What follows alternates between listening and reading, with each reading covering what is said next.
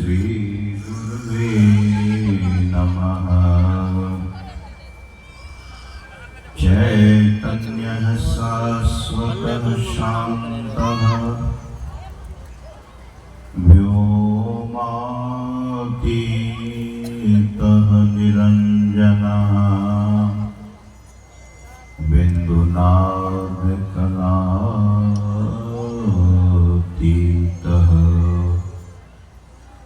तस्मै श्री गुरुवे नमः। ज्ञानबुद्धि अरुज्ञानघना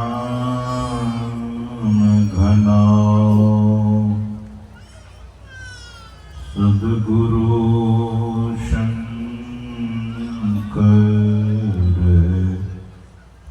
रूप।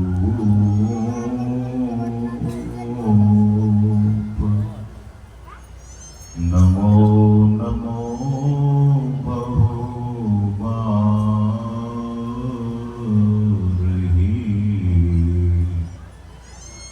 सकल सुपूज्यन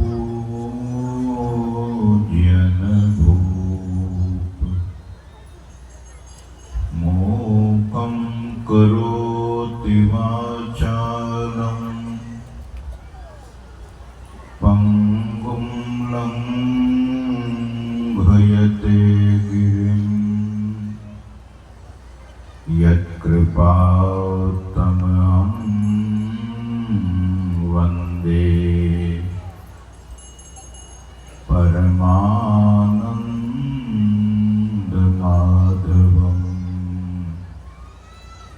बोलिए श्री सद्गुरु महाराज की जय।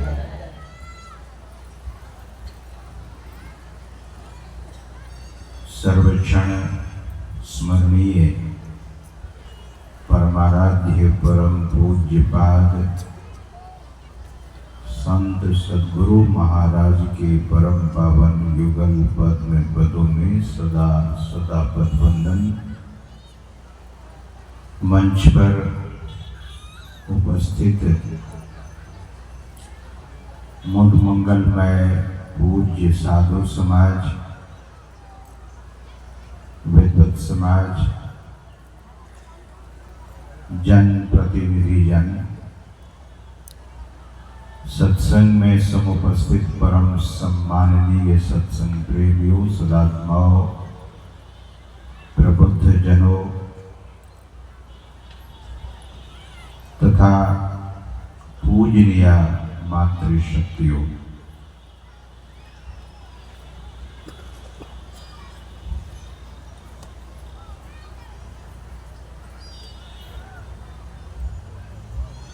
परम श्रद्धेय स्वामी फूल बाबा के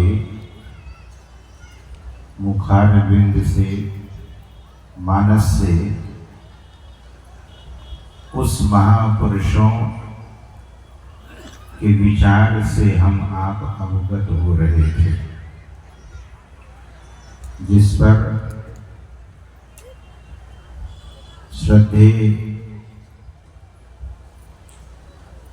स्वामी प्रियनाथ बाबा और श्रद्धेय स्वामी बोधानंद जी महाराज आपको भक्ति के संबंध में उन महापुरुषों के विचार को रख कर बोध दिलाने का प्रयास कर रहे थे। वे कौन महापुरुष? काग भसुंडी जी, पक्षीराज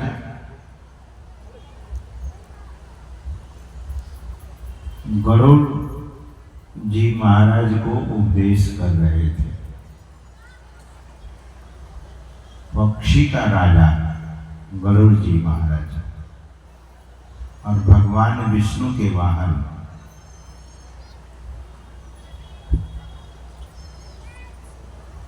अच्छी बात कहीं से ले लेनी चाहिए, लेकिन गरुड़ जी कोई साधारण पक्षी नहीं है।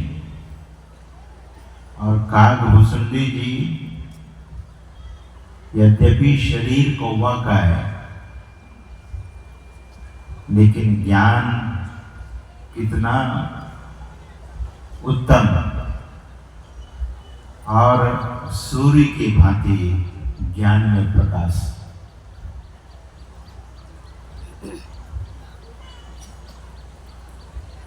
शिव अज सुख सनकादिक नारद जे मुनि ब्रह्म विचार विशारद सब कर मत खगनायक येहा करिए राम पद पंकज नेहा।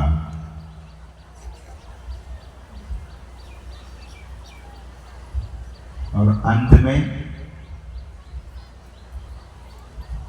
मस्कहीं करई बिरंचि प्रभु अजही मसकते हीन।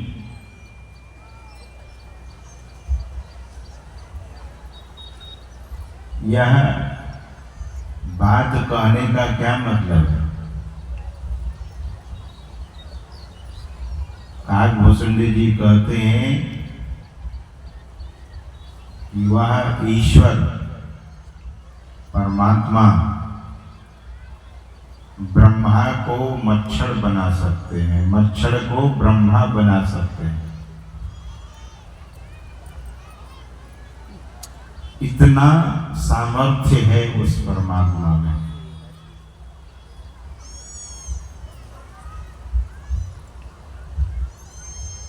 तो ईश्वर सर्व समर्थ है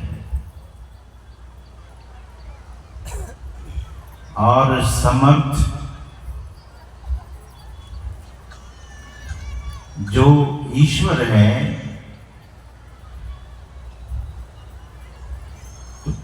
ऐसे ईश्वर की शरण में हम सबों को जाना चाहिए, संशय का त्याग कर। अस विचार तदि संशय,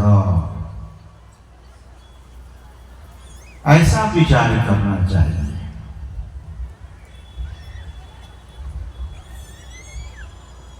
परमात्मा ब्रह्मा को मच्छर और मच्छर को ब्रह्मा बना सकते हैं। जो ऐसा विचार कर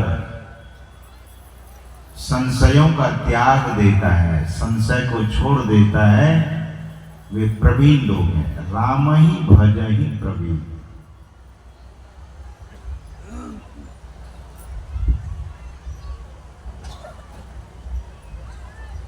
ध्रुव जी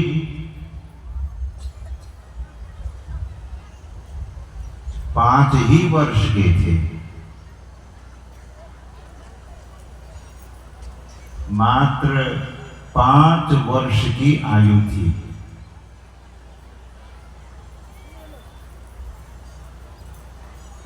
विमाता के द्वारा अपमानित हो गए ध्रुव जी।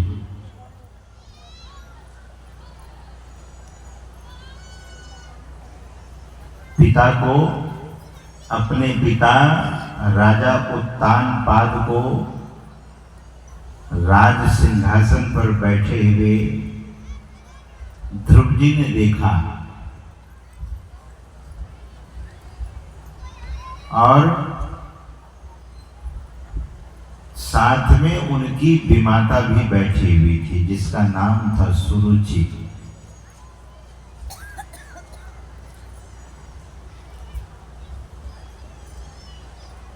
राजा उत्तानपाद का ही तो बेटा था, लेकिन बड़ी रानी का ध्रुव जी पुत्र थे। मन में हो गया कि मैं भी अपने पिता की गोद में बैठता, इसलिए कि उत्तम राजा उत्तानपाद के गोद में बैठा हुआ था, उनका सतेरा भाई। ध्यान दीजिए, जो पौराणिक घटना है, ऐतिहासिक घटना है, वह हम आप सबके जीवन में घटता रहता है।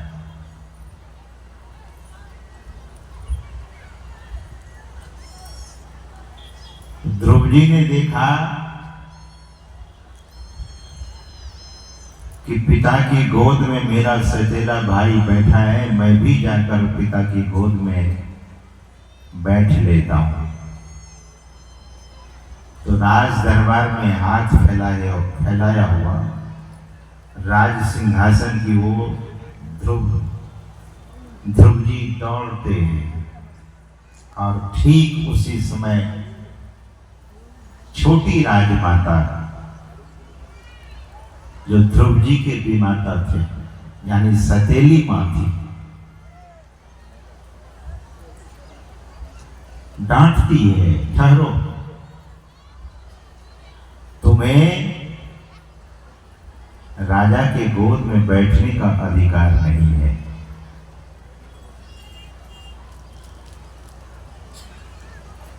ऐ बालक, अगर तुम राजा की गोद में बैठना चाहते हो तो जंगल में जाकर तपस्या करो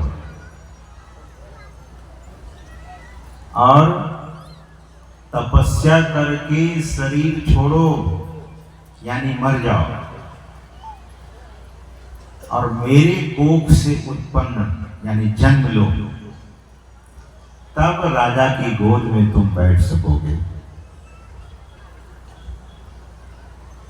मनुष्य के पास जब अहंकार आता है तो ऐसे घोर अपमान के शब्द का संचय वो करता है,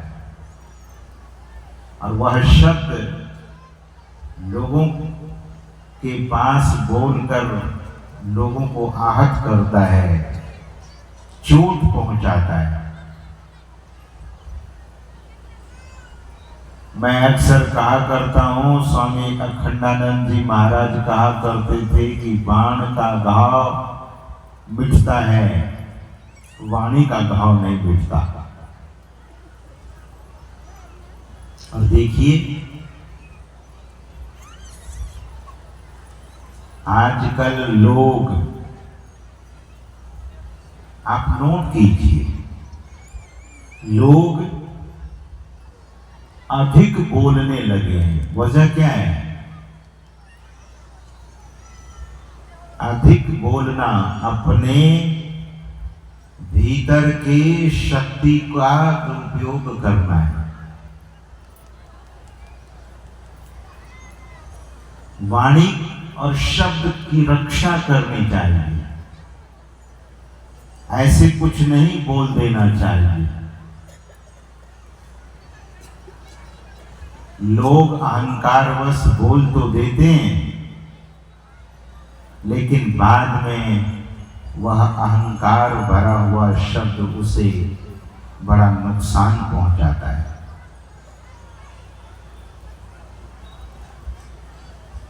दुर्योधन का नाम सुयोधन रखा गया था, दुर्योधन नाम नहीं था। यानी सुयोधन एक सुंदर योद्धा थे, लेकिन दुर्योधन जब अहंकार अपने जीवन में इतना एकत्र कर लिया, अहंकार को इतना बढ़ा लिया, वह सुयोधन दुर्योधन हो गया। महात्मा विदुर जब उसे समझाते थे तो महात्मा विदुर के शब्द कड़वे नीम के पत्ते जैसे लगते। कड़वे, जो बड़ा नीम का पत्ता बड़ा कड़वा होता है, दुर्योधन को संत वचन नीम के भांति बहुत कड़वा लगता था।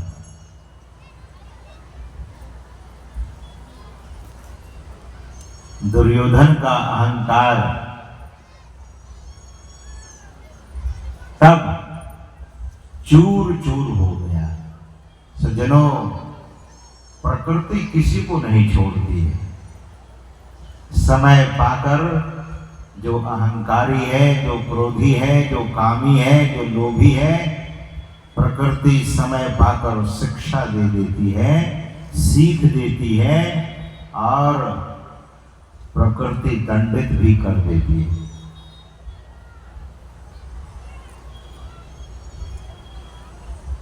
ध्रुव जी की विमाता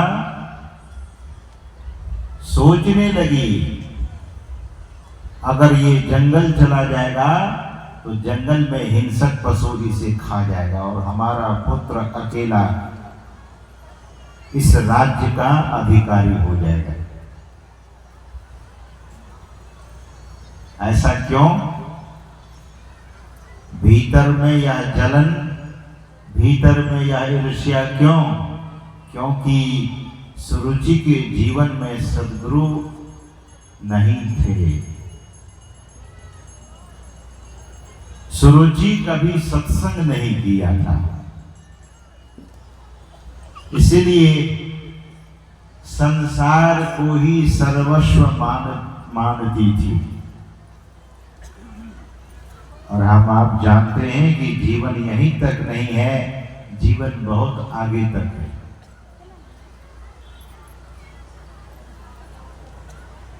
ध्रुव जी को तो ठेस लगी, विमाता की वाणी की चोट लगी और ऐसा सिसकने लगा, ऐसा रोने लगा, तब भी सुरुचि के भीतर में कहीं कोई दया नहीं आई। उल्टे पांव से लौटता है अपनी मां के पास, सुनीति के पास। सुनीति ही ध्रुव को जन्म दे सकती है, सुरुचि नहीं। बेटा का नाम उत्तम तो रखा था, लेकिन संस्कार उत्तम नहीं दिए गए थे। ध्रुव जी अपनी माता के पास आकर जब रोता है तो सुनीति उसे अपने आंचल से, आंचल में ढक लेती है और उनके आंसू को आंचल से पोंछते हुए पूछती है। ध्रुव सारी बात कह देता है तो सुनीति ने क्या कहा, बेटा तुम ऐसा क्यों ना करते कि तुम्हारे जो असली पिता परमात्मा है, वे ईश्वर हैं, उन्हीं की गोद में बैठ जाते हैं। मां, ये मेरे पिता नहीं है, हाँ ये तुम्हारे जागतिक पिता हैं। सबके पिता, सबके परम पिता तो परमात्मा है। इस पिता की गोद में कब तक बैठोगे? अगर उस परम पिता की गोद में तुम बैठ गए तो परम पिता की गोद से तुम्हें कभी भी उतरना नहीं पड़ेगा। मां, वो पिता कैसे मिलेंगे? ध्रुव जी ने पूछा तो सुनिधि ने कहा, वह तो सबके हृदय में वास करते हैं, लेकिन उसके लिए तुम्हें तपस्या करने की जरूरत है, उसके लिए ध्यान करने की जरूरत है। माता, मैं कहां ध्यान करूंगा, कैसे ध्यान करूंगा? तो उस जमाने में ये परंपरा रही है। There was such a great tradition. साधु महात्मा लोग जंगल में रहा करते थे। हम लोग भी कुछ दिन जंगल में रहे, हरिद्वार के जंगल में, ऋषिकेश के जंगल में। श्री रामकृष्ण परमहंस देव जी महाराज ने कहने की कृपा की है कि ध्यान करो वन में, यानी जंगल में। ध्यान मन में, वन में और कोने में। घर में जो कोना होता है उस कोने में भी बैठकर ध्यान किया जा सकता है। ध्यान मन में कहीं भी चले जाएंगे, लेकिन ध्यान मन से ही करना पड़ेगा।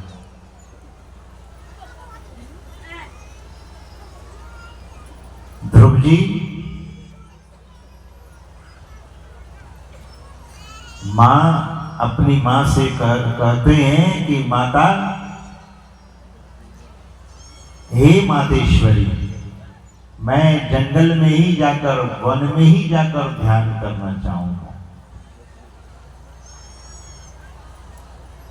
देवर्षि नारद जी महाराज की शिष्या थी, सुनी थी, ऐसे वैसे की शिष्या नहीं थी।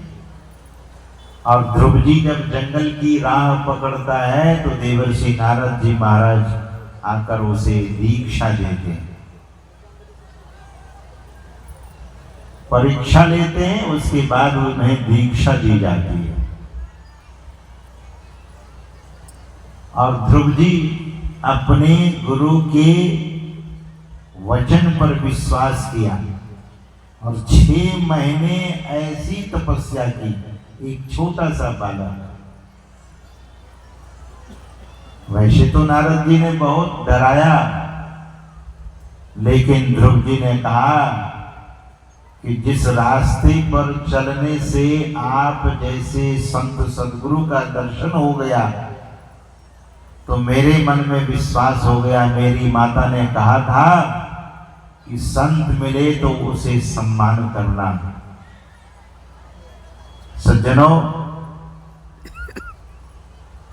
साधु भाव के भूखे होते हैं।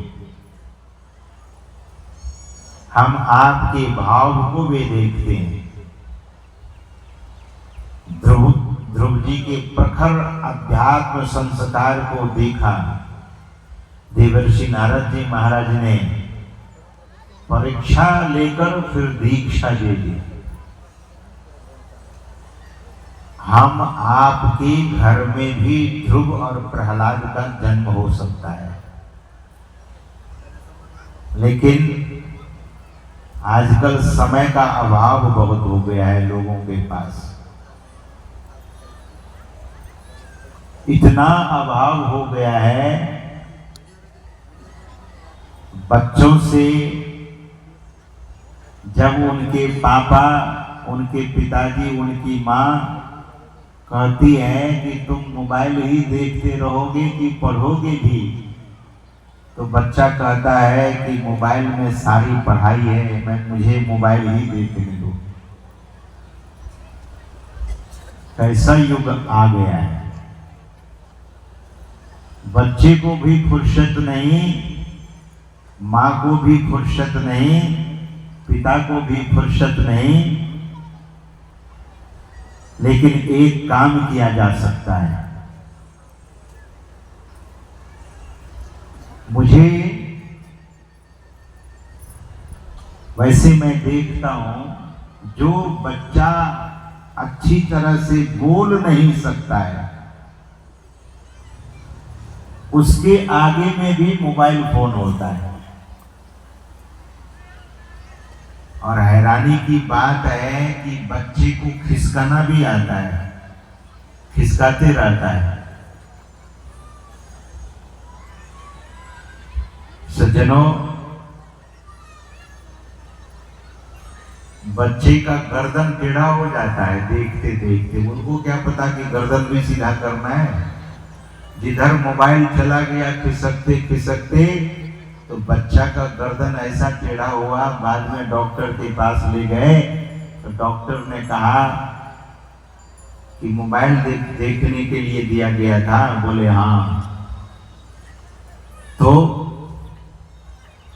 उसकी फिजियोथेरेपी करते हैं डॉक्टर, फिजियोथेरेपिस्ट। तो संस्कार बच्चे को दिया जा सकता है। घर में ध्रुव का जन्म हो सकता है, प्रहलाद जी का जन्म हो सकता है। कैसे? बच्चे का संस्कार गर्भ से ही दिया जाए, बच्चे को संस्कार गर्भ से ही दिया जाए। लेकिन मैं तो देखता हूं कि जो माता बच्चे को पेट में धारण की है, जो बहन बच्चे को पेट में धारण की है, वो भी मोबाइल में पता नहीं क्या क्या देखती है। बच्चा का जन्म होते ही मोबाइल ही ढूंढने लगता है। स्थिति ऐसी हो गई है। हम भारत के वे संस्कार से सजे हुए लोग हैं। ऋषियों के ज्ञान हम सबों के लिए जीवन में एक सुकून देता है, जीवन को मंगलमय बनाता है। अब तो ऐसा युग आ गया है कि मोबाइल के बिना रहा नहीं जा सकता, काम ही नहीं चलेगा। लेकिन क्या पता आने वाले समय में फिर से लोग बहुत मैनुअल हो जाएंगे।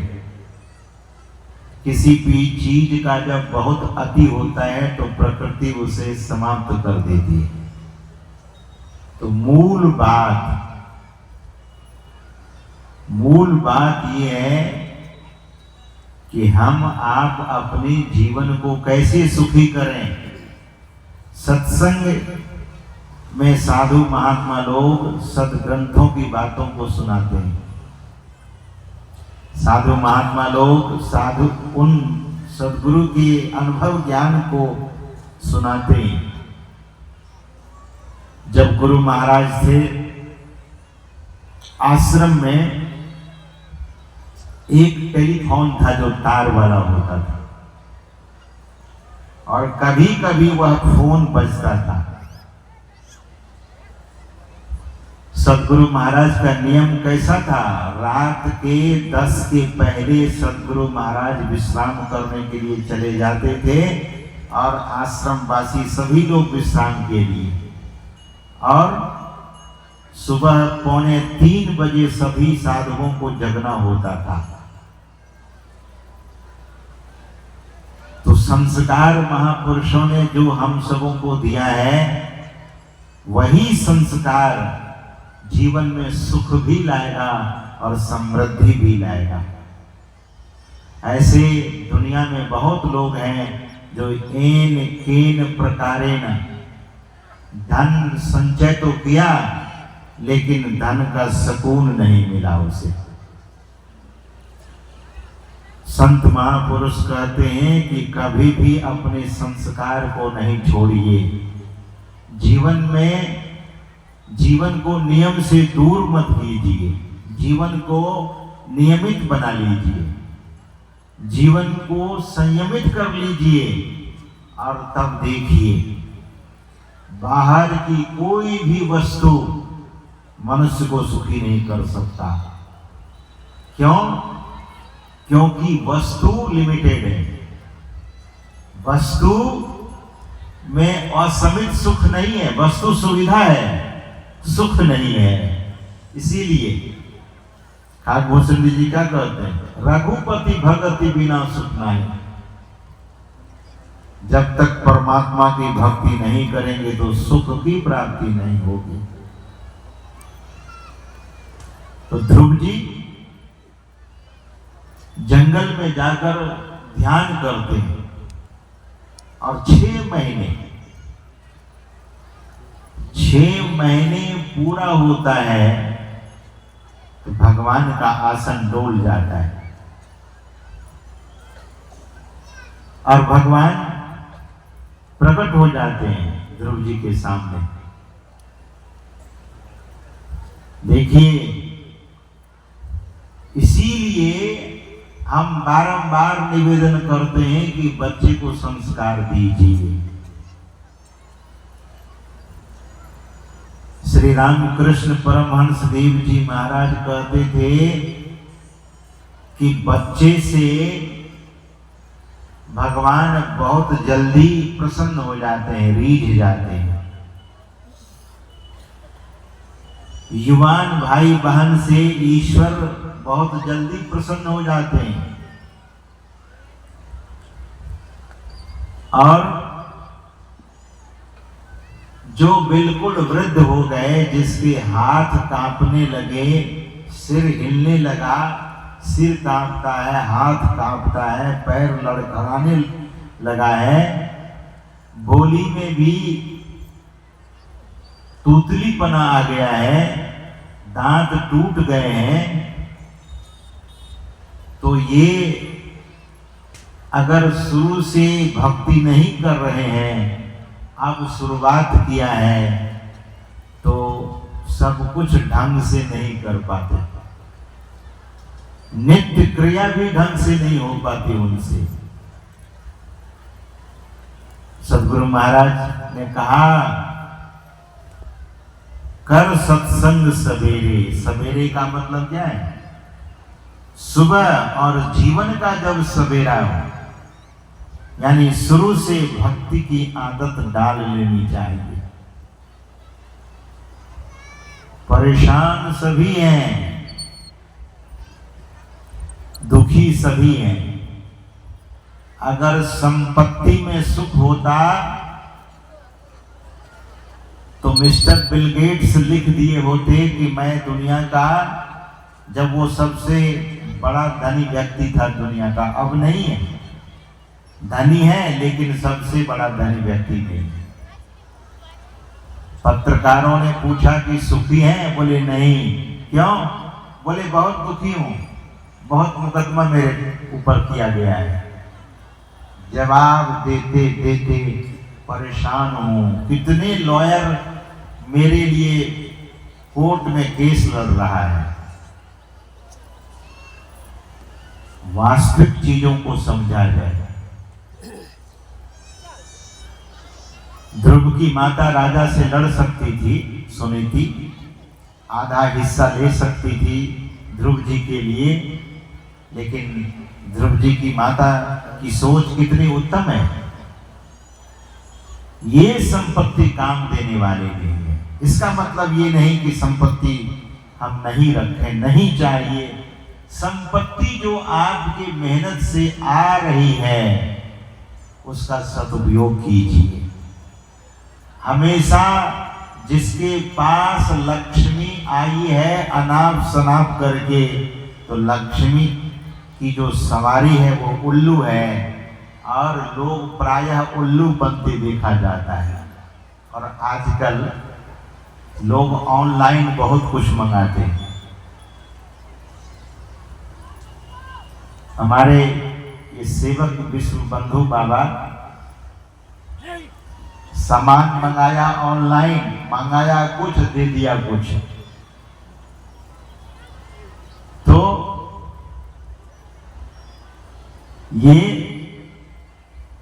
लोग ठगते हैं। संपत्ति कभी भी सुख नहीं दे सकती, सुविधा तो देती है। अच्छे कपड़े खरीद लेंगे, अच्छी गाड़ी खरीद लेंगे, बहुत जमीन खरीद लेंगे, बहुत फ्लैट्स खरीद लेंगे, बहुत मकान बना लेंगे।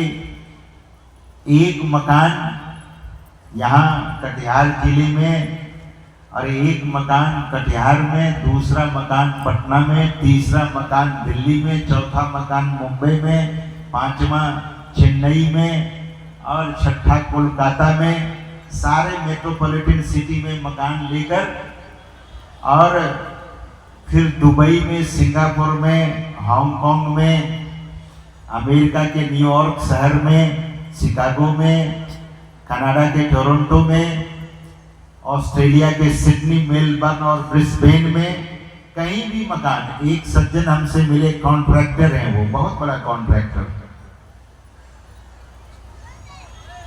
उसने कहा कि महाराज जी, पैसे ईश्वर की कृपा से मेरे पास आया, और मकान यहाँ यहाँ यहाँ यहाँ। मैंने पूछा कि यहाँ यहाँ मकान गिनाने का मतलब क्या है? उन्होंने कहा कि अब मैं परेशान हूं कि कहां कहां मैं जाऊं और कहां कहां रहूं। परेशान। संपत्ति सुविधा देगी, सुख नहीं देगा। सुख कौन कैसे होगा? रघुपति भगति बिना सुख नहीं। परमात्मा की भक्ति जब तक नहीं करेंगे तो सुख नहीं मिलेगा। सुविधा बहुत, संसार को जितना बटोर दीजिए। पूज्यपाद महर्षि साहिब स्वामी जी महाराज कहा करते थे, संबंध लाखों व्यक्तियों से यदि करेगा तो सदा,